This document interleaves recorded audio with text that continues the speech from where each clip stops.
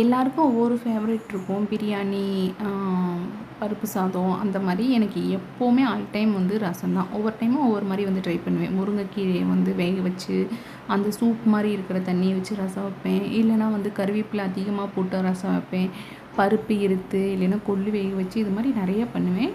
இன்றைக்கி வந்து ரொம்ப சிம்பிளாக வந்து வெறும் ரசம் மட்டும் வந்து தக்காளி லைட்டாக கொஞ்சம் நேரம் வேக வச்சு வைக்க போகிறேன்.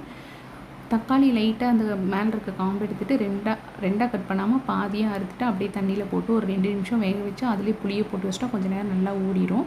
இப்போ அதை கரைச்சி நல்லா வடிகட்டி எடுத்துக்கலாம். இப்போ மிக்ஸி ஜாரில் ஜீரகம், மிளகு, 2 பச்சை மிளகாய், ஒரு 5, 6, 7, 8 பல் பூண்டு, கொஞ்சமாக வந்து கறிவேப்பிலை, அப்புறம் வந்து கொத்தமல்லியோட தண்டு. இது ரசத்துக்கு உண்மையாகவே டேஸ்ட்டாக இருக்கும். அந்த கொத்தமல்லி இலையை போடுறத விட தண்டு வந்து ரொம்ப டேஸ்ட்டாக இருக்கும். இப்போ மிக்ஸி ஜாரில் அதை அப்படியே பல்ஸ் வச்சு எடுத்து வச்சுக்கலாம். இப்போ புளி தண்ணி கரைச்சி வச்சுருக்கிறோம்ல, அதில் ஒரு 1/2 ஸ்பூன் அளவுக்கு மஞ்சள் தூள், கொஞ்சமாக வந்து உப்பு எல்லாம் சேர்த்துட்டு, கொஞ்சமாக வந்து சாம்பார் தூள், கொஞ்சமாக சர்க்கரை, இதெல்லாம் எங்கள் அத்தை வந்து சேர்ப்பாங்க. சூப்பராக இருக்கும். இதெல்லாம் எங்கள் அத்தையோடது.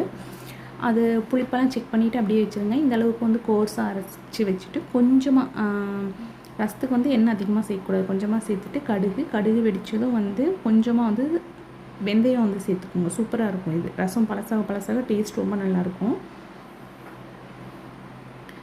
வரமிளகாய் 2, 3 கிள்ளி போட்டு அது நல்லா கருகிற அளவுக்கு வந்ததுக்கப்புறம் சீரகம், மிளகு, பூண்டு அதெல்லாம் இருக்குதுல்ல, அதை வந்து சேர்த்துட்டு கொஞ்சம் வந்து மீடியம் ஃப்ளேம்லேயே வச்சுட்டு கொஞ்சம் வந்து வதக்கிக்கோங்க. ரொம்ப வதக்க வேண்டாம். கொஞ்சம் நேரம் வந்து வதக்கினா போதும். கொஞ்சம் வதங்கினதுக்கப்புறம் நம்ம கரைச்சி வச்சுருக்கிற புளி, தக்காளி அதெல்லாம் வந்து சேர்த்துக்கலாம். சேர்த்துட்டு உப்பெல்லாம் வந்து செக் பண்ணிடுங்க. இது கொஞ்சம் லைட்டாக நல்லா நுரைச்சி கொதிக்கக்கூடாது. நுரைச்சி நல்லா அந்த பொங்கி வர்ற டைமில் வந்து அப்படியே ஆஃப் பண்ணிடணும். பெருங்காயத்தூள் வந்து ஒரு 1/2 ஸ்பூன் அளவுக்கு சேர்த்து நல்லா மிக்ஸ் பண்ணி விட்டுருங்க. லாஸ்ட்டாக கொத்தமல்லி இலை வந்து கொஞ்சமாக வந்து கட் பண்ணி சேர்த்துக்குங்க. ஏன்னா ஏற்கனவே வந்து நம்ம அந்த அரைச்ச சீரகம், மிளகு கூட வந்து கொத்தமல்லி தண்டு வந்து சேர்த்துருந்தோம். அதனால் வந்து கொஞ்சமாக வந்து கொத்தமல்லி இலை வந்து சேர்த்துக்கோங்க. இது கூடயே வந்து நீங்கள் இன்னும் முருங்கையில் வேக வச்சு அந்த தண்ணி, கொள்ளு வேக வச்ச தண்ணி, அப்புறம் சுண்டல் வேக வச்ச தண்ணி, பருப்பு வேக வச்ச தண்ணி, எது வேணாலும் வந்து இது பண்ணலாம். சூப்பராக இருக்கும். இது வந்து நான் இன்றைக்கி ரொம்ப சிம்பிளாக வந்து பண்ணியிருந்தேன். டேஸ்ட் ரொம்ப நல்லாயிருக்கும். கண்டிப்பாக ட்ரை பண்ணுங்கள்.